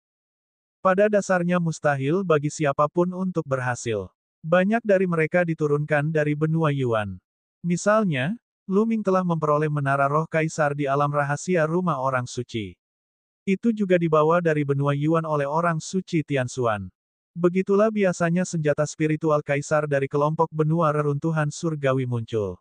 Mereka hanya mengumpulkan sedikit setelah bertahun-tahun yang tak terhitung jumlahnya. Adik, apakah kamu ingin menjual senjata spiritual kaisar ini? Jika kamu ingin menjualnya, orang tua ini akan membelinya. Kata orang tua itu, saya menjualnya. Senior, aku masih punya satu lagi. Kemudian, Lu Ming mengeluarkan senjata spiritual kaisar yang berbentuk batang besi. Kakak dan adik Qiu terkejut. Mereka tidak menyangka Lu Ming memiliki begitu banyak senjata spiritual raja. Baiklah, aku akan membelinya. Ini 1,9 juta batu permata mentah dan sebotol ramuan kehidupan tingkat tertinggi ini. Tetua itu memberikan Lu Ming sebuah cincin penyimpanan dan sebotol ramuan kehidupan. Lu Ming mengambilnya dan memindainya dengan indera spiritualnya. Dia menemukan setumpuk batu permata mentah di ring penyimpanan. Setiap bagian diisi dengan ki asal yang kaya, yang jauh lebih murni dan kaya daripada batu mentah bermutu rendah. Ini adalah batu mentah kelas menengah. Menggunakan batu mentah kualitas menengah untuk mengolah secara alami akan jauh lebih cepat daripada menggunakan batu mentah kualitas rendah. Lu Ming menyimpannya dan terus berkeliling bersama Qiu Yingying dan Qiu Hao. Dalam perjalanan, Lu Ming menyadari bahwa ada terlalu banyak harta karun di sini. Semua ramuan roh berada di level 9. Jamu roh tingkat 8 jarang ditemukan.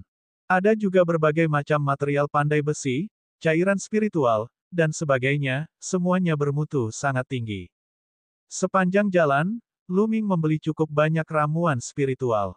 Segera, 1,9 juta batu mentah kelas menengah hampir habis. Hati Lu Ming sakit. Ini adalah dua senjata spiritual kaisar. Namun, cairan spiritual dan obat spiritual yang dibelinya semuanya sangat berguna. Cairan spiritual mempercepat pertumbuhan pohon kuno pemahaman jalan, sedangkan pengobatan spiritual mempercepat pemulihan dandan dan gelembung. Setelah datang ke benua Yuan, dia menyadari bahwa dia telah menjadi orang miskin. Meskipun dia masih memiliki banyak senjata spiritual kaisar, jika dia terus menggunakannya, dia akan segera kehabisan. Sementara itu, saudara-saudara Qiu juga membeli beberapa barang. Saya mengincar buah hijau biru ini. Tiba-tiba, suara gemuruh keras terdengar. Omong kosong, apa maksudmu kamu menyukainya? Aku bilang aku menyukainya. Jika Anda tidak punya uang, pergilah. Suara lain terdengar. Kamu pikir kamu siapa? Kamu menyuruhku tersesat. Jika Anda memiliki kemampuan, ayo bertarung di panggung pertarungan. Suara sebelumnya terdengar. Ini pertarungan. Suara di belakang mereka terdengar. Kemudian, mereka melihat beberapa orang terbang ke satu arah. Ada pertempuran antar penguasa. Saudara Lu, ayo pergi ke platform pertempuran dan lihat. Kata Qiu Yingying. Baiklah, aku juga ingin mengalaminya. Lu Ming memperlihatkan ekspresi penasaran. Kemudian, mereka bertiga mengikuti kerumunan dan berjalan menuju ring pertarungan. Dalam platform duel, para murid lembah Dewa Naga biasanya menyelesaikan perselisihan mereka di sana. Ledakan, ledakan. Lu Ming dan yang lainnya baru saja tiba ketika mereka mendengar suara gemuruh yang keras. Di arena pertarungan besar, dua sosok terus-menerus bentrok. Kedua pria kekar berusia 30-an itu terus saling meninju, menyebabkan keributan hebat antara langit dan bumi. Dia berada di alam bela diri kerajaan tingkat ketiga, tetapi kekuatan tempurnya sangat kuat. Murid Lu Ming mengerut. Dia menyadari bahwa budidaya kedua lawan berada pada tahap awal kerajaan bela diri tingkat ketiga. Namun, kekuatan tempur yang mereka tunjukkan berada di luar imajinasi Lu Ming. Dia merasa bahwa kaisar bela diri tingkat 4 di kelompok benua reruntuhan surgawi bukanlah tandingan mereka. Kekuatan tempur yang mereka berdua tunjukkan telah sepenuhnya melampaui kekuatan tempur kaisar bela diri tingkat 4 di kelompok benua reruntuhan surgawi. Lu Ming sangat terkejut. Saudara Lu, apakah menurutmu kekuatan tempur kedua orang ini sangat kuat? Petik 2. Kata Qiu Yingying. Memang, dia jauh lebih kuat dari kaisar di benuaku. Lu Ming mengangguk. Ya, kami juga sangat terkejut saat pertama kali tiba. Namun, ini adalah kekuatan tempur dari penguasa biasa di benua Yuan. Qiu Yingying menjelaskan, di benua Yuan, tidak peduli apakah itu seni bela diri atau prasasti Dao, semuanya telah dikembangkan secara ekstrim. Dibandingkan benua lain, mereka jauh lebih kuat. Segala jenis teknik bela diri, garis keturunan, konsep, domain, dan tubuh spiritual telah dikembangkan secara ekstrim. Oleh karena itu, para pembudidaya di sini semuanya sangat kuat, jauh lebih kuat daripada mereka yang ada di benua lain. Kaisar, kecuali mereka adalah pelayan dengan status rendah, semuanya telah mengembangkan teknik bela diri domain. Kekuatan tempur mereka luar biasa. Benua Yuan. Ini memang benua Yuan. Lu Ming tidak bisa menahan diri untuk tidak mengepalkan tinjunya. Peradaban budidaya di benua asal telah berkembang hingga ekstrim, dan itu jauh dari apa yang bisa dibandingkan dengan benua reruntuhan surgawi. Dapat dikatakan bahwa di benua asal, seorang kultivator yang baik adalah seorang jenius yang dapat menantang mereka yang memiliki level lebih tinggi di benua reruntuhan surgawi. Lu Ming teringat akan orang-orang yang dibawa oleh Di Xian. Orang-orang itu tidak terlalu kuat. Mungkin, di keluarga Di, status orang-orang itu sama seperti pelayan, yang menjelaskan mengapa kekuatan tempur mereka tidak terlalu tinggi. Pikiran Lu Ming berputar-putar dan dia merasakan tekanan yang sangat besar. Ada terlalu banyak ahli di sini, dan jalanan dipenuhi oleh kaisar. Orang suci adalah ahli tertinggi. Terlebih lagi, semua kaisar di sini memiliki kekuatan tempur yang luar biasa. Dalam kelompok benua reruntuhan surgawi, Lu Ming bisa bertarung dengan ahli kerajaan bela diri puncak LV3 dan bahkan mengalahkan pihak lain tanpa menggunakan segel kekacauan yang memutar langit dan tanpa bantuan tubuh keduanya. Namun, di tempat ini, tanpa menggunakan segel kekacauan yang membalikkan langit dan tanpa bantuan klonnya, Lu Ming hanya bisa bertarung dengan kaisar bela diri tingkat kedua tahap awal. Lu Ming memperkirakan bahwa setelah dia menggunakan segel kekacauan yang membalikkan langit, dia mungkin bisa bertarung dengan ahli alam bela diri kerajaan puncak LV2. Kaisar Naga Abadi Chapter 1398 Bahasa Indonesia 1398 Alam Rahasia Kaisar. Perbedaannya terlalu besar. Kita harus tahu bahwa dalam kelompok benua reruntuhan surgawi, segel kekacauan langit Lu Ming dapat melukai kaisar bela diri tingkat keempat. Di tempat ini, Lu Ming bahkan bukan tandingan dua pria berotot di tahap awal alam kaisar bela diri tingkat ketiga, apalagi mereka yang berada di alam kaisar bela diri tingkat keempat. Terlebih lagi, ini hanyalah kaisar bela diri biasa. Bagaimana jika dia menemukan favorit surga? Seberapa kuat dia? Sepertinya aku benar-benar sedang melihat ke langit dari dasar sumur ketika aku terjebak di sudut gugusan benua reruntuhan surgawi di masa lalu. Lu Ming mengepalkan tangannya dengan erat. Meskipun dia merasakan tekanan yang sangat besar, dia juga dipenuhi dengan antisipasi. Darahnya mendidih karena kegembiraan. Benua Yuan adalah panggung sebenarnya. Itu penuh warna dan jauh dari apa yang bisa dibandingkan dengan benua reruntuhan surgawi. Di arena pertarungan, keduanya bertarung sengit selama ratusan gerakan. Pada akhirnya keduanya terluka dan meninggalkan tempat itu. Namun, setelah mereka berdua pergi, dua orang lainnya maju untuk bertarung. Setelah itu, Lu Ming menyaksikan total 5 pertempuran, yang semuanya merupakan pertarungan antar raja. Seperti yang diharapkan, sebagian besar kaisar di sini memiliki kekuatan tempur yang jauh lebih kuat daripada kaisar dari kelompok benua reruntuhan surgawi. Lu Ming kurang lebih punya ide. Setelah itu, Lu Ming, Qiu Yingying dan yang lainnya kembali ke kediaman mereka. Setelah kembali ke kediamannya, hal pertama yang dilakukan Lu Ming adalah menuangkan ramuan kehidupan ke klonnya. Seperti yang diharapkan, klon tersebut bersinar dan kecepatan pemulihannya meningkat pesat. Kemudian, Lu Ming terus berkultivasi. Di benua Yuan, budidaya mereka yang berada di bawah ranah kaisar bela diri terlalu rendah. Hanya dengan menerobos ke ranah kaisar sesegera mungkin dia bisa mendapatkan pijakan yang kokoh. Dalam sekejap mata, sebulan telah berlalu sejak Lu Ming datang ke lembah Dewa Naga. Selama periode ini, Lu Ming sesekali keluar dan membeli beberapa buku untuk dibaca. Semuanya tentang benua Yuan. Karena dia masih baru, dia secara alami harus memahami dunia tempat dia berada. Pada hari ini, suara genderang tiba-tiba terdengar dari luar. Itu adalah suara drum pemanggil. Seseorang memanggil mereka. Lu Ming mengakhiri kultivasinya dan keluar dari gua tempat tinggalnya. Dia melihat Long Yuanchuan berdiri di lembah. Bus, bus, dan EBSP, suara mendesing. Para pemuda terbang keluar dari gua es dan berdiri di lembah. Jumlahnya lebih dari 1000. Lu Ming menemukan bahwa beberapa pemuda yang datang bersamanya mengalami kemajuan yang sangat pesat. Beberapa dari mereka awalnya berada di alam dewa spiritual tingkat ke-8, tetapi sekarang mereka telah menembus dan mencapai alam dewa spiritual tingkat ke-9, atau bahkan alam dewa spiritual yang disempurnakan. Orang-orang ini adalah orang-orang jenius terbaik di benua masing-masing, dan bakat mereka jelas tidak lemah. Setelah datang ke sini, mereka secara alami seperti ikan di air, dan kemajuan budidaya mereka melonjak.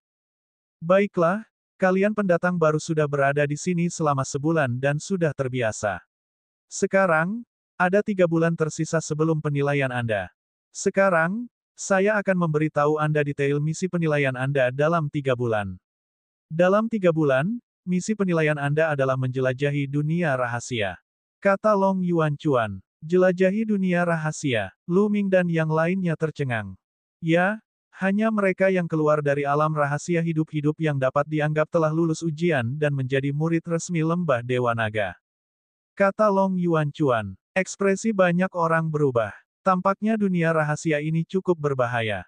Seolah-olah dia bisa memahami pikiran semua orang, Long Yuanchuan tersenyum dan berkata, meskipun dunia rahasia ini berbahaya, izinkan saya memberitahu Anda, ini juga merupakan peluang tertinggi. Banyak ahli kerajaan bela diri dan bahkan orang suci telah mencoba masuk tetapi gagal.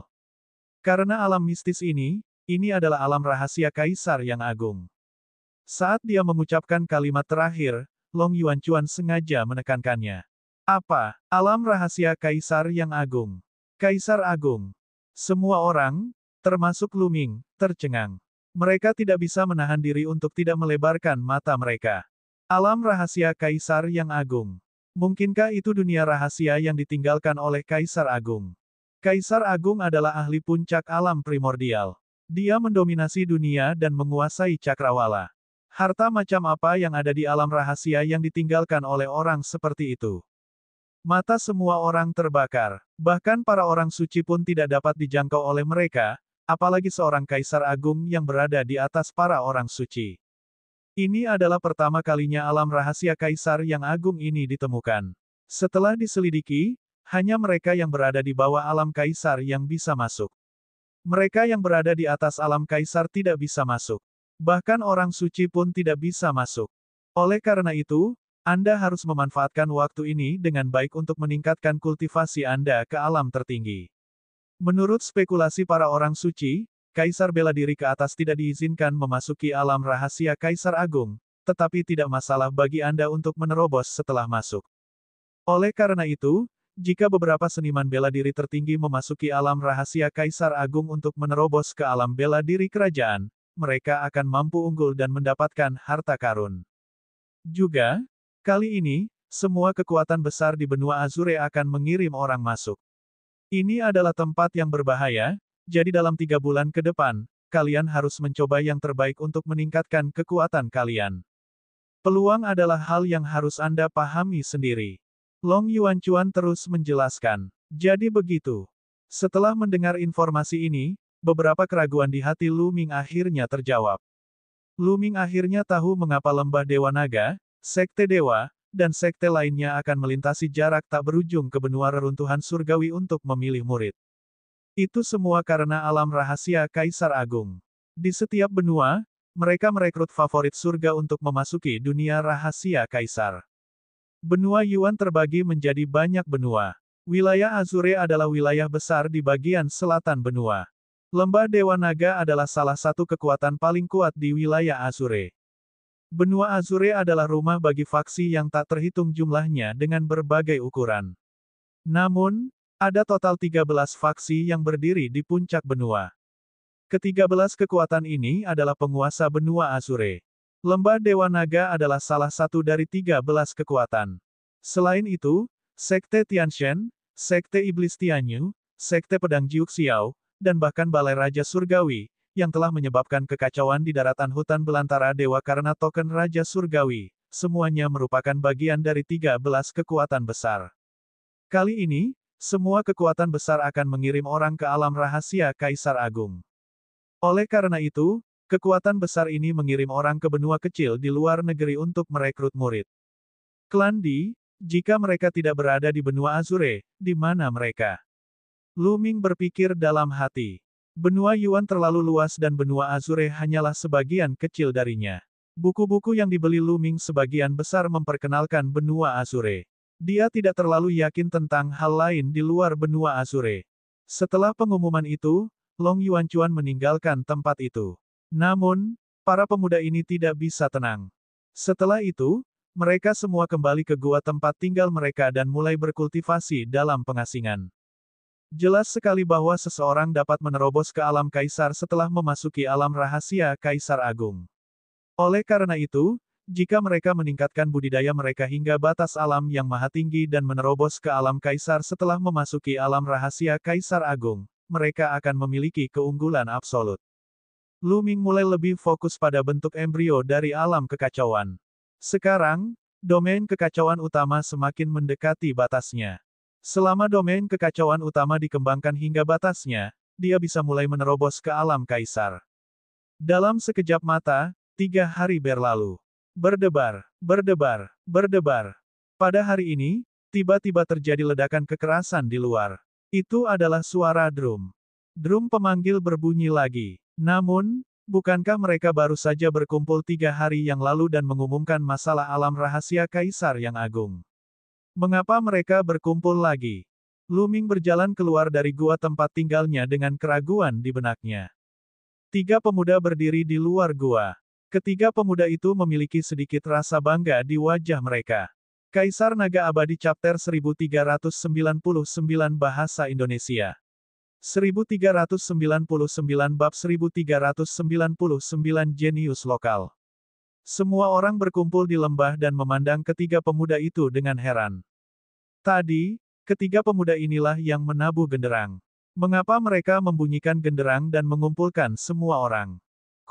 Semuanya ada di sini. Salah satu pemuda melihat ke arah kerumunan dan berkata dengan acuh tak acuh. Tidak ada yang bersuara. Baiklah, aku yakin kamu sudah mendengar tentang berita memasuki dunia rahasia Kaisar yang agung dalam 3 bulan. Pemuda itu melanjutkan, sudut mulutnya terangkat dengan arogansi yang dingin. Izinkan saya memberitahu Anda, ini adalah rejeki baik yang telah Anda kumpulkan selama beberapa masa kehidupan. Jika bukan karena alasan ini, Anda tidak akan pernah bisa bergabung dengan lembah Dewa Naga seumur hidup Anda, apalagi memasuki alam rahasia Kaisar Agung. Jadi, Anda harus memanfaatkan kesempatan ini, paham? Petik 2. Suara pemuda itu bergema di seluruh lembah, tapi semua orang bisa mendengar nada menghina dalam suaranya. Itu seperti seorang pangeran yang memandang rendah sekelompok pengemis. Banyak orang mengerutkan kening tetapi tidak mengatakan apapun. Dari nada bicara mereka, orang-orang ini seharusnya adalah penduduk lokal dan bukan dari benua di luar benua Yuan. Karena dia berasal dari benua Yuan, tidak ada yang tahu apakah dia ada hubungannya dengan petinggi lembah Dewa Naga. Tentu saja, tidak ada yang membantah pemuda itu. Baiklah, langsung saja ke intinya. Pria di depanmu adalah jenius tak tertandingi dari lembah Dewa Naga, Tuan Muda Yin Feng. Mengapa kamu tidak memberi hormat padanya? Petik 2. Pemuda itu menunjuk seorang pemuda di tengah. Di antara ketiga pemuda itu, pemimpinnya adalah yang berada di tengah. Dia tampak berusia awal 20-an dan mengenakan pakaian perak. Dia memiliki ekspresi dingin dan arogan saat dia memandang Lu Ming dan yang lainnya dengan sedikit jijik. Salam, Tuan Muda Yin Feng. Ada beberapa orang yang menangkupkan tinjunya. Sikap macam apa ini? Tuan Muda Yin Feng juga akan memasuki alam rahasia Kaisar Agung kali ini. Saya akan memberi Anda kesempatan untuk bergabung dengannya dan menjadi bawahannya. Anda akan memasuki dunia rahasia Kaisar Agung dan mendengarkan perintahnya. Di masa depan, saat kamu berada di lembah Dewa Naga, Tuan Muda Yin Feng secara alami akan menjagamu. Pemuda itu berbicara, akhirnya mengungkapkan tujuan mereka yang sebenarnya. Mereka sebenarnya ingin Lu Ming dan yang lainnya bergabung dengan Tuan Muda Yin Feng dan menjadi bawahannya. Lu Ming mencibir. Alam rahasia Kaisar Agung adalah tempat yang sangat kaya.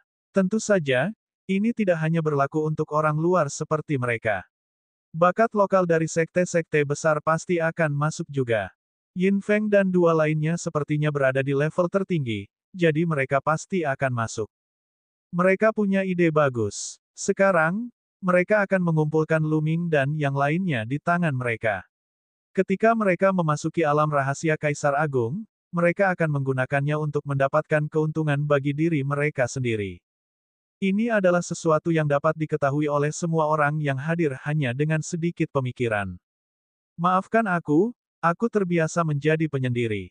Saya tidak punya pemikiran untuk menjadi bawahan orang lain. Selamat tinggal. Seorang pemuda botak berkata dengan dingin dan hendak kembali ke guanya. Bus. Dalam sekejap, pemuda yang tadi berbicara muncul di hadapan pemuda botak itu. Kamu ingin menolak, kata pemuda setempat dengan dingin. Saya tidak punya kebiasaan menjadi anjing orang lain. Pemuda botak itu mencibir. Dia menyiratkan bahwa pihak lain hanyalah seekor anjing Yin Feng. Kamu sedang mencari kematian. Wajah pemuda setempat menjadi gelap gulita, dan niat membunuh yang dingin menyebar. Sudah merupakan suatu berkah bahwa Anda telah mengolahnya selama 8 masa kehidupan bagi seekor semut rendahan dari Pulau Savage untuk dapat bergabung dengan lembah Dewa Naga.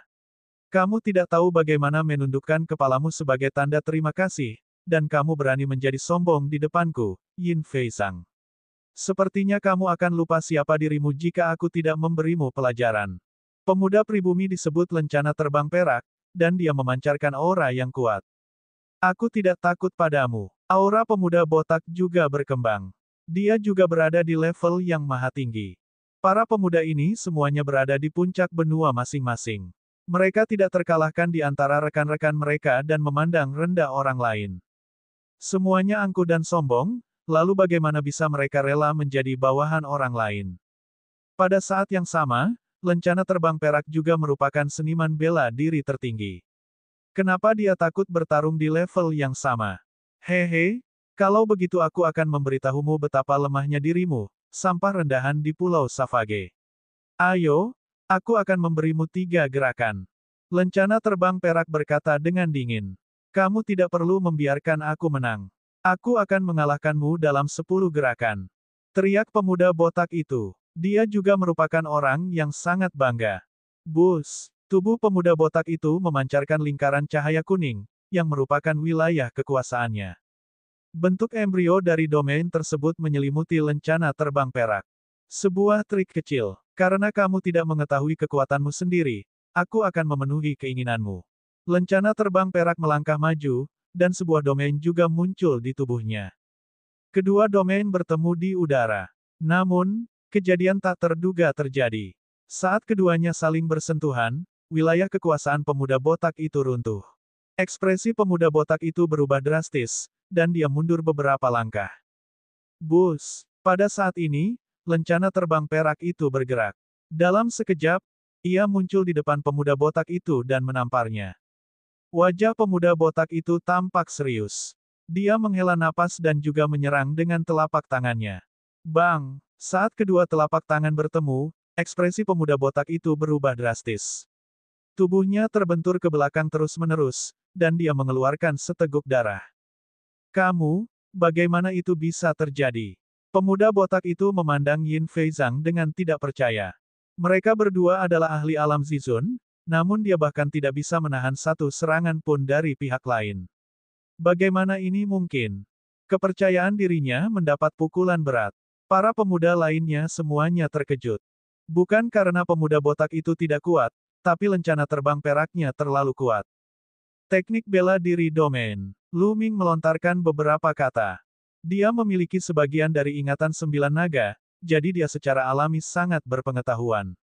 Dengan sekali pandang, dia tahu bahwa lencana terbang perak itu menggunakan teknik bela diri tingkat domain. Teknik bela diri domain dapat melepaskan kekuatan suatu domain secara ekstrim. Selain itu, teknik seni bela diri domain sangat berharga. Bahkan di sekte utama Yuan Lu, tidak semua orang bisa mempraktikkannya. Teknik penciptaan seni bela diri ada di beberapa benua kecil. Namun, tidak mungkin benua kecil itu memiliki teknik bela diri domain. Baru saja, lencana terbang perak telah menggunakan teknik bela diri domain tempur untuk mengalahkan pemuda botak dalam satu gerakan. Sekarang, tahukah kamu betapa sampahnya dirimu? Apakah dia benar-benar berpikir bahwa dia adalah seorang ahli? Izinkan saya memberitahu Anda, alasan mengapa lembah Dewa Naga mengumpulkan Anda di sini bukan karena kekuatan Anda, tetapi karena budidaya Anda terlalu lemah. Di lembah Dewa Naga, ada banyak favorit surga yang sudah berada di alam Kaisar Bela Diri. Mereka tidak dapat memasuki dunia rahasia Kaisar Agung. Ada terlalu sedikit orang di bawah ranah Kaisar Bela Diri. Itu sebabnya saya datang ke desa terpencil Anda untuk mengumpulkan Anda. Apakah kamu mengerti? Petik 2. Lencana terbang perak berkata dengan dingin. Banyak orang terkejut. Lembah Dewa Naga menerima mereka sebagai murid dan memanggil mereka ke sini, bukan karena kekuatan atau bakat mereka, tetapi karena tidak banyak talenta, lemah, di lembah Dewa Naga. Ini adalah sebuah ironi besar bagi para favorit surga teratas dari berbagai benua. Terutama para pemuda botak yang wajahnya pucat pasi. Jika ada di antara kalian yang tidak setuju, saya tidak keberatan melumpuhkannya dan mengusirnya. Lagi pula, Kali ini kamu bukan satu-satunya murid yang direkrut dari luar negeri. Tidak masalah jika saya melumpuhkan beberapa. Suara lencana terbang perak semakin dingin, yang membuat wajah banyak orang menjadi jelek. Kaisar Naga Abadi Chapter 1400 Bahasa Indonesia. 1400 Kontrak Sumpah Darah. Ekspresi orang banyak membuat ekspresi dingin dan arogan Yin Feizang semakin arogan. Dia mengamati kerumunan dan berbicara lagi, siapa lagi yang ingin mengalaminya? Keluar, saya akan memberitahu Anda betapa tidak bergunanya Anda. Semua orang saling memandang. Untuk sesaat, tidak ada yang keluar. Kekuatan tempur lencana terbang perak itu terlalu kuat. Tidak ada yang percaya diri. Saya akan mencoba. Setelah beberapa saat, seorang pemuda berjubah kuning keluar. Bagus, bagus, kamu punya nyali. Lalu aku akan memberimu pelajaran yang bagus. Yin Feizang memandang pemuda berjubah kuning itu dengan cahaya yang tajam dan dingin. Kerumunan mundur, meninggalkan ruang terbuka yang luas. Lencana terbang perak dan pemuda berjubah kuning berdiri saling berhadapan. Mengaum, pemuda berjubah kuning itu tidak menahan diri sama sekali. Raungan naga bergema di seluruh lembah, dan seekor naga kuning sejati muncul di atas kepalanya. 9 cakra emas berkilauan. Ini adalah garis keturunan pemuda berjubah kuning. Pemuda berjubah kuning segera menggunakan fusi garis keturunan. Bus. Kemudian, puncak gunung muncul di atas kepala naga kuning sejati, memancarkan tekanan yang kuat. Senjata spiritual kaisar. Hehe, jadi itu adalah senjata spiritual kaisar. Anda pikir itu berguna hanya karena Anda memilikinya. Kamu benar-benar naif. Lencana terbang perak mencibir. Bus. Kemudian, dengan kilatan tubuhnya, seluruh tubuhnya dipenuhi dengan cahaya hijau saat dia menerkam ke arah naga sejati berwarna kaki. Mengaum, naga kuning itu meraung dan menerkam lencana terbang perak itu dengan cakarnya. Pada saat yang sama, gunung itu meluas dengan cepat dan menekan lencana terbang berwarna perak. Bus, bus, dan EBSP, suara mendesing. Sosok lencana terbang perak berkedip-kedip dan tiba-tiba bertambah menjadi 18 angka. Setiap sosok melambaikan tangannya dan rantai hijau terbang menuju naga kuning. 18 rantai itu sangat cepat.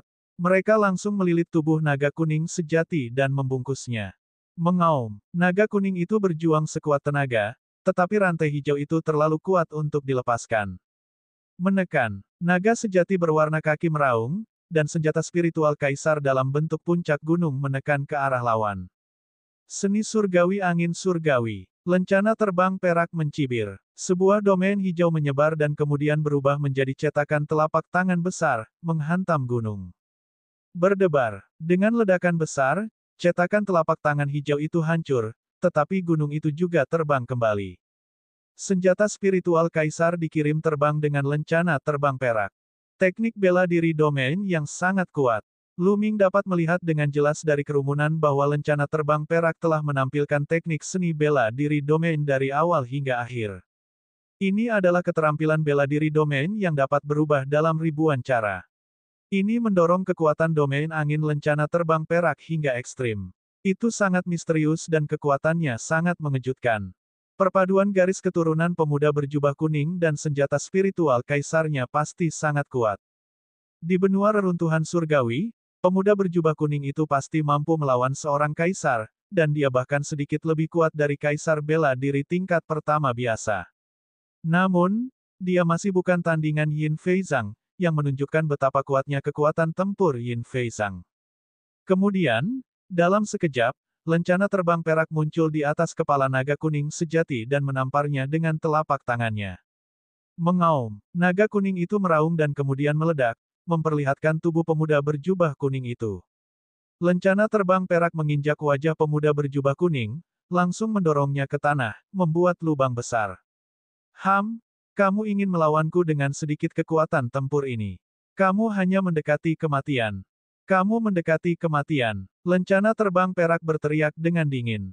Dia tiba-tiba memberikan kekuatan lebih pada wajah pemuda itu. Pemuda itu menjerit dan mengeluarkan seteguk darah.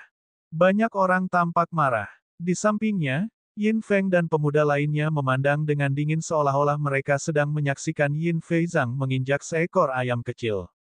Apakah ada orang lain yang ingin menantang tuan muda ini? Maju saja. Lencana terbang perak berkata dengan keras. Tidak ada yang berbicara. Karena tidak ada yang mengatakan apapun, saya anggap kalian semua diam-diam setuju untuk bergabung dengan tuan muda Yin Feng. Baiklah, tanda tangani kontrak sumpah darah sekarang. Sebuah gulungan muncul di tangan lencana terbang perak. Ketika dia membukanya, itu ditutupi dengan prasasti. Apa, Anda masih ingin kami menandatangani kontrak sumpah darah? Tidak, kami tidak bisa menandatangani kontrak sumpah darah. Jika kami melakukannya, kami akan benar-benar menjadi budak Anda dan berada di bawah kendali Anda. Seketika, adegan itu menjadi gempar, dan banyak orang berteriak. Kontrak sumpah darah unik di benua Yuan. Begitu ditandatangani, sama saja dengan sumpah darah yang tidak bisa dilanggar. Dalam hal ini, bukankah mereka harus mendengarkan kendali Yin Feng selama sisa hidup mereka? Bagaimana mungkin orang-orang pilihan surga yang sombong dan ambisius dari berbagai benua ini bisa menerima hal ini? Ada apa dengan kebisingan itu? Sudah kubilang, kamu harus menandatanganinya hari ini meskipun kamu tidak mau. Apalagi sumpah darah ini bukan untuk seumur hidup. Itu hanya sebatas tahap eksplorasi alam rahasia, mengerti? Kata lencana terbang perak, tapi semua orang masih kesal. Tidak ada yang mau menandatangani. Dasar idiot. Lencana terbang perak mulai kehilangan kesabarannya dan memarahi. Apakah Anda pikir Anda ahli kebanggaan surga? Izinkan saya memberitahu Anda, di benua Yuan, Anda bukan siapa-siapa. Kamu hanyalah sekumpulan sampah. Jika Anda tidak tunduk pada Tuan Muda Yin Feng, saya jamin Anda tidak akan memiliki kehidupan yang baik di masa depan. Bahaya mengintai di setiap sudut benua Yuan. Binatang buas ada di mana-mana. Saya jamin Anda bahkan tidak akan tahu bagaimana Anda mati. Jika Tuan Muda Yin Feng melindungi Anda akan memiliki lingkungan kultivasi yang baik. Ini sudah merupakan ancaman yang nyata. Namun, kekuatan perkataannya memang kuat. Hal itu membuat banyak pemuda ragu. Itu benar, ada banyak ahli di benua Yuan. Meskipun ada peluang, ada juga tingkat bahaya yang tinggi. Mereka tidak bisa tinggal di lembah Dewa Naga untuk mengolah seluruh hidup mereka. Mereka harus keluar dan menenangkan diri. Jika itu terjadi, akan sangat berbahaya jika Yin Feng dan yang lainnya melakukan sesuatu. Terlebih lagi, di sekte besar seperti lembah Dewa Naga, memiliki pendukung memang jauh lebih baik daripada berkultivasi sendirian. Beberapa remaja putra tergoda. Baiklah, aku akan menandatanganinya. Aku akan menandatanganinya juga. Akhirnya ada yang angkat bicara dan setuju untuk menandatangani kontrak sumpah darah. Baru kemudian senyuman muncul di wajah Yin Feizang. Ini lebih seperti itu. Datang dan tanda tangani. Lebih dari selusin pemuda melangkah maju dan menandatangani nama mereka di kontrak sumpah darah dengan darah mereka sendiri. Pemuda berjubah kuning di bawah kaki Yin Feizang juga dengan patuh menandatangani kontrak. Bagaimana dengan kalian? Dengan kontrak sumpah darah di tangan, Yin Feizang berjalan ke arah para remaja putri dan menatap mereka dengan dingin. Ekspresi para remaja putri terus berubah. Pada akhirnya, mereka mengertakkan gigi dan menandatangani kontrak. Kalian. Kemudian, lencana terbang perak memegang kontrak dan melihat yang lainnya. Mereka tidak punya pilihan selain menundukkan kepala. Mereka mengertakkan gigi dan menandatangani kontrak. Dengan sangat cepat, sekitar 50 orang telah menandatangani kontrak sumpah darah. Kami tidak akan menandatanganinya. Tiba-tiba, sebuah suara yang dalam terdengar. Semua orang menoleh dan menemukan bahwa orang yang berbicara adalah seorang pemuda yang sederhana dan jujur. Di sampingnya, ada dua orang yang terlihat persis sama dengan pemuda ini. Si kembar tiga.